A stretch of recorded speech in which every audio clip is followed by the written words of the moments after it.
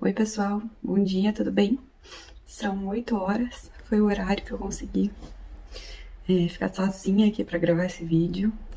Realmente não foi um vídeo fácil de gravar, porque, enfim, vocês vão descobrir em breve, mas eu coloquei na enquete do Instagram da Martina se vocês já sabiam qual era o diagnóstico de base dela, e 80% disse que não, e as pessoas achavam que realmente era só a síndrome de West, porque eu falo muito pouco aqui sobre isso.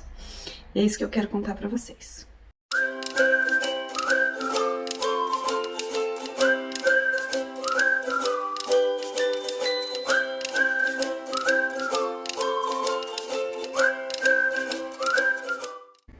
Oi, eu sou a Isadora, mãe da Martina, da pequena guerreira e do Arthur, e hoje eu quero contar pra vocês qual é o diagnóstico de base da Martina.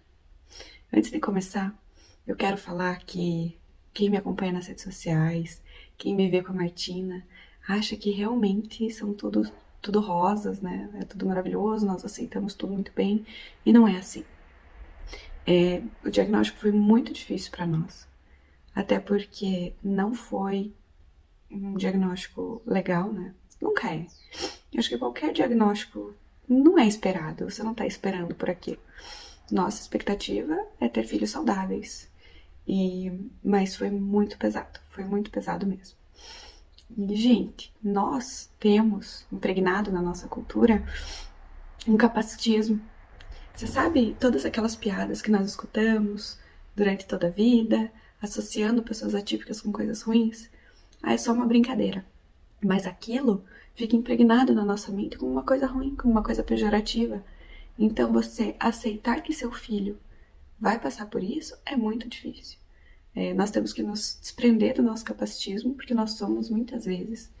E aquilo que a gente fala de não aceitar e de ter até vergonha de levar eles nos lugares e ver o constrangimento das pessoas olhando daquele jeito.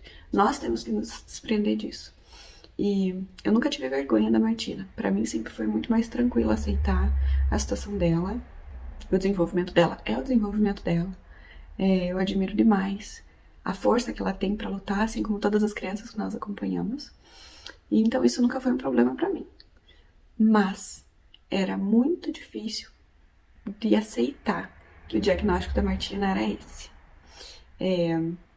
Quando nós recebemos o diagnóstico, que veio síndrome de West, para vocês entenderem, a síndrome de West, ela raramente, mas raramente mesmo, vem sozinha. Ela é a consequência de algum outro causador. E não foi diferente com a Martina. E nós queríamos saber qual era esse causador. Na última semana de gestação, nós descobrimos um cisto no cérebro da Martina. Então, e ele estava lá quietinho, né? Os médicos falaram que não era preocupante, que ele estava lá realmente quietinho. E quando a Martina teve a primeira crise, eu fui certa que a causa era aquele cisto. Ainda pensei, é horrível pensar que minha filha vai operar, mas ela opera, tira esse cisto e acabou. E daí veio o diagnóstico. A Martina passou por uma ressonância. Na verdade, foram 2 ressonâncias. Ela passou por uma ressonância, passou por 2 eletros, fez inúmeros exames de sangue, tomografia. Na outra semana pediram mais uma ressonância e veio o diagnóstico de síndrome de Aicardi. O que é isso? É uma junção. São três componentes que tornam o diagnóstico síndrome de Aicardi. É a síndrome de West, associada com o coloboma, que é uma malformação no olhinho, e a falta total ou parcial do corpo caloso, que é uma parte do cérebro que liga os 2 hemisférios. Então é uma parte muito importante. A Martina, ela não tem falta do corpo caloso, né? Ele é completo, mas ele é mais estreito, ele é menor do que o esperado.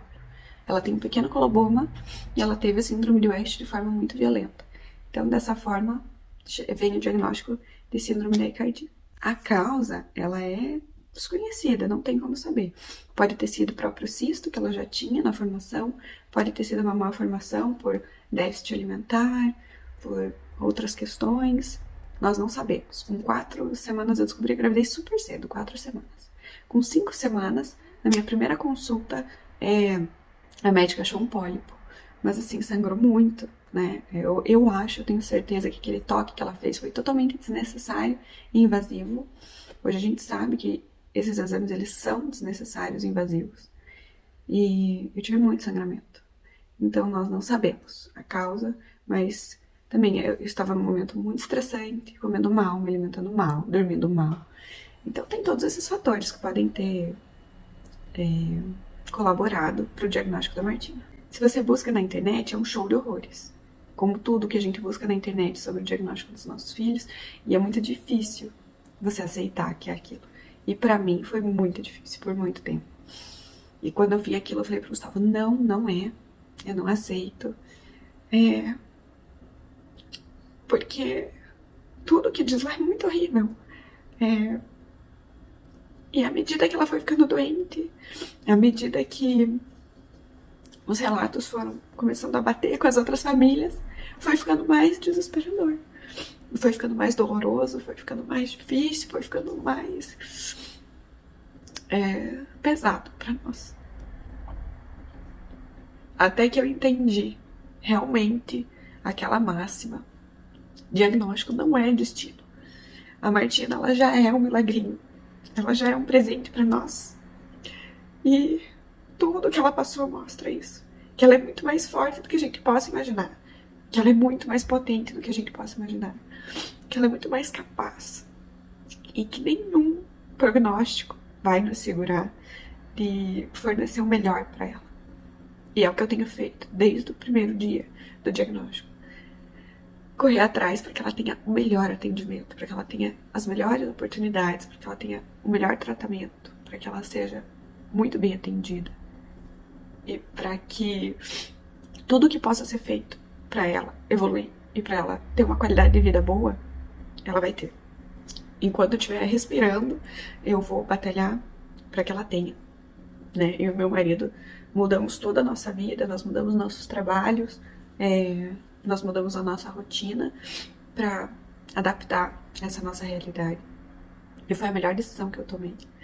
E o que eu quero deixar muito claro nesse vídeo aqui é que, independente de um diagnóstico, se você tem um filho que tem uma necessidade, que tem uma dificuldade, que está mostrando que realmente precisa de você, seja a pessoa que ele precisa. Seja a pessoa que está ali por ele, porque vale muito a pena. O prognóstico da Martina para essa idade já era horrível. E tá aí minha filha, quase engatinhando, fazendo o tratamento, o pulmãozinho dela realmente está muito debilitado, mas ela está evoluindo, ela não está regredindo. A questão pulmonar, respiratória dela está evoluindo. Ela está fazendo terapia específica, ela faz fisioterapia, ela faz fono, ela faz TO, ela tem todo um acompanhamento, ela tem um planejamento terapêutico. E isso faz toda a diferença. Veja, independente do diagnóstico, independente de eu aceitar ou não, tudo que eu podia fazer, tudo que eu era capaz de fazer, eu fazia. E pensa comigo, se é uma criança com dificuldade em matemática, se teu filho é uma criança que está com muita dificuldade em matemática, você vai fechar os olhos e vai falar, isso não é nada, eu não quero nem saber, eu não posso ter esse problema para minha vida. Ou você vai contratar um professor auxiliar, ou você vai pedir ajuda de alguém que entenda, ou você vai sentar com teu filho e estudar com ele. Você vai se dedicar para que ele evolua. Não faz sentido, por rejeição de diagnóstico, nós deixarmos os nossos filhos negligenciados. E que é um crime, tá, gente? Isso é criminoso. Inclusive, se você está vivendo uma situação dessa na tua família, você pode denunciar, sim, para o Conselho Tutelar, para o Ministério Público. Você pode denunciar na delegacia do menor, da criança e do adolescente da sua cidade, porque isso é muito grave. Então, parem para prestar atenção. O meu querer, o seu querer, está influenciando na vida dos nossos filhos. Realmente, o diagnóstico foi muito difícil para mim, porque é uma síndrome que não tem cura. É uma síndrome com uma expectativa de vida muito baixa. E por muito tempo isso me corroeu e eu bloqueei isso em mim. Eu não queria aceitar que a minha filha realmente iria viver isso. Você não cria um filho para perder ele. Mas demorou muito tempo para eu entender que eu não precisava passar por isso. E que cada dia é único. A gente não tem controle do amanhã, independente dos prognósticos, independente dos diagnósticos. A gente não tem controle da manhã. Eu não sei se eu vou estar aqui amanhã. Então hoje eu faço o melhor pelos meus filhos. Independente do que eu acho. Independente se vai ser trabalhoso ou custoso pra mim. Porque eu creio que quando Deus dá uma missão pra gente, é nosso dever cumprir. O que adianta me chamar de cristã? E quando Deus dá uma missão, eu nego, eu falo que não. Porque eu não me sinto preparada. Erguer a cabeça, lavar o rosto, enxugar as lágrimas. Isso é o melhor pra ela. Isso é o melhor que eu posso pra ela. E é o que eu tenho feito desde o primeiro dia. Mas não falar isso nas redes sociais foi uma forma de me proteger.